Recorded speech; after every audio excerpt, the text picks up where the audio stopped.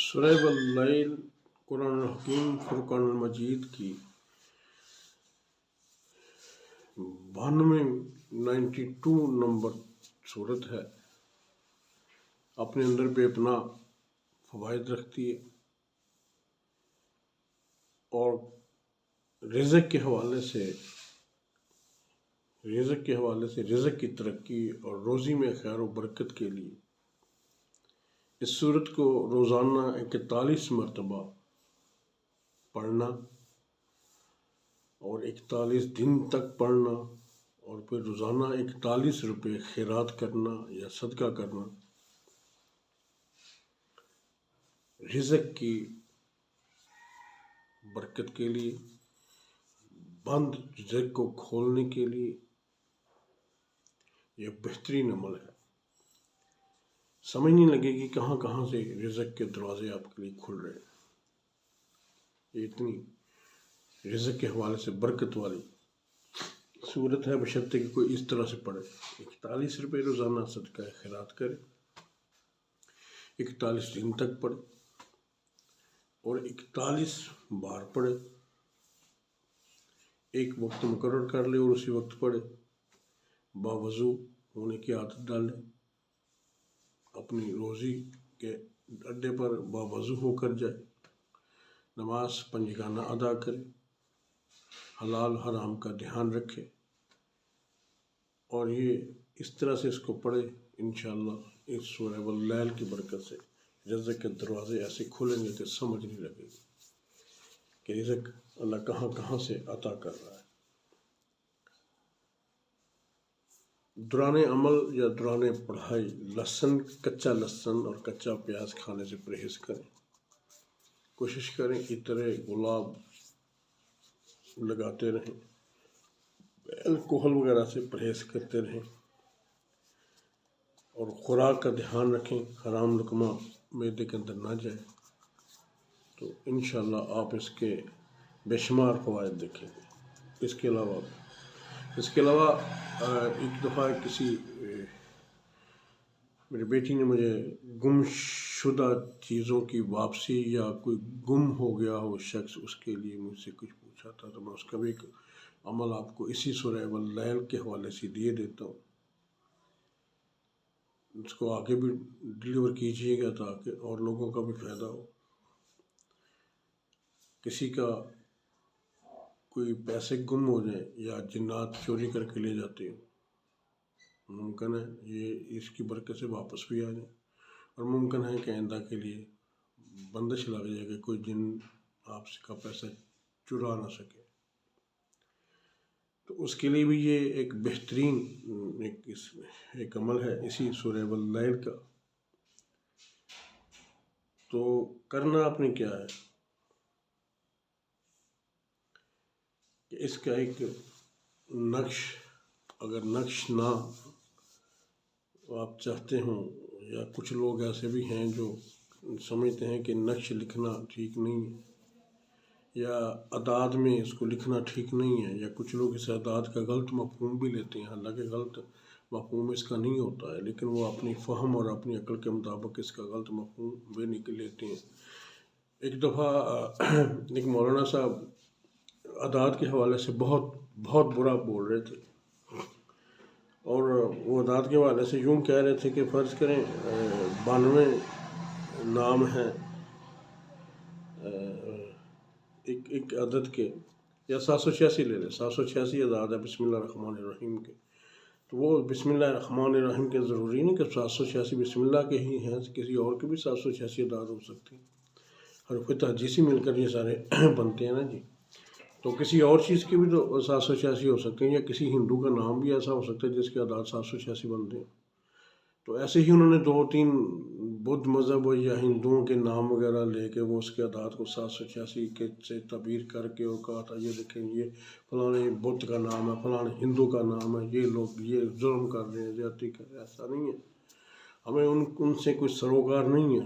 یہ اب جس طرح کوئی نام کوئی رکھ لیتا ہے، مطلب میرا نام طارق حسین ہے، یہ طارق حسین اگر یا طارق نام کوئی اور رکھ لیتا ہے، کوئی غیر مذہب رکھ لیتا ہے، تو تو کیا آپ مطلب اس تاریخ کے اوپر فتویٰ لگانا شروع کر دیں؟ نہیں، یہ ایسی بات نہیں ہوتی ہے، ایسا نہیں ہوتا۔ ہم نے تو اپنے لحاظ سے اپنے طریقے سے دیکھنا ہے کہ ہمارے ہاں یہ کیا اس کا ہو رہا ہے۔ باقی منسوب آپ کسی چیز کو کسی کے ساتھ بھی کر دیں، وہ آپ کا اپنا فعل ہے، آپ اپنا فہم ہے، آپ کی اپنی عقل ہے، نہیں دل مانتا تو نہ کریں، لیکن اس طرح کسی کے بارے میں الٹی سیدھی بات ہمیں نہیں کرنی چاہیے۔ تو گمشدگی کے حوالے سے اگر آپ کو نقش کی ضرورت ہو، اس کا نقش بھی آرام سے آپ کو مل جائے گا، کسی سے نمازی پرہیزگار بندے سے یہ لکھوا لیں، اور زعفران سے لکھوانا ہے یا کستوری سے۔ کستوری تو بہت مہنگی ہے، زعفران بارے میں آتا ہے، زعفران سے لکھوا لیں یا چاندی کے اوپر کنند کروا لیں، وہ سب سے بہتر ہے۔ وہ بھی نمازی پرہیزگار خاص وقت میں کرے گا، تقوی والا آدمی کرے گا۔ تو اس کو اس میں کر کے تو اس کا پانی خود بھی پئیں، ٹھیک ہے، اور اس کو کسی درخت کے ساتھ لٹکا دیں، یا خوبصورت سی سورہ واللیل لکھ کر درخت کے ساتھ لٹکا دیں۔ اللہ نے چاہا، میرے مالک نے چاہا تو وہ گمشدہ چیز مل جائے گی، یا اس کا سراغ مل جائے گا، یا جو کوئی بندہ گم ہو گیا ہے یا وہ بندہ مل جائے گا، یا اس کا سراغ مل جائے گا، یا کچھ ایسے اللہ اسباب پیدا فرما دے گا کہ وہ آپ کی اس تک رسائی ہو جائے۔ اور تیسری اس کی ایک چیز اور ہے کہ اگر چوری یا ڈکیتی سے بچاؤ کے لیے بھی اگر آپ چاہیں تو آپ اس کو لکھ کر اپنے گھر کے اندر یا خوبصورت اس کو لکھوا کر عربی لینگویج میں، جس طرح آیت الکرسی بڑی پیاری لکھی ہوئی ملتی ہے، اسی طرح اگر آپ اس کو، اور آیت الکرسی بھی اگر ساتھ آپ لکھ لیں اور ساتھ میں اس کو بھی لکھوا کے گھر کے اندر آویزاں کر دیں، تو اس سے گھر کے اندر بھی چوری چکاری سے اللہ حفاظت فرمائیں گے۔ حفاظت تو فرمانے والی اللہ کی ذات ہی ہوتی ہے، اور اللہ کی ذات اس سے اس کی حفاظت فرمائیں گے۔ اللہ آپ کا، میرا، ہم سب کا حامی ناصر ہو۔ قرآن سے مدد لیجئے، اور یہ سلسلہ بھی اسی لیے شروع کیا ہے کہ ہم قرآن سے، قرآنی اعمال سے مدد لے سکیں، اور میں کوشش کر رہا ہوں آسان عمل لے کے آؤں جو کہ آپ لوگ کسی کے پاس جانے کے بغیر ہی آپ عمل کریں، اور آپ کو اس کا اثر بھی نظر آئے، اس کا اثر بھی آپ کو ملے، ٹھیک ہے۔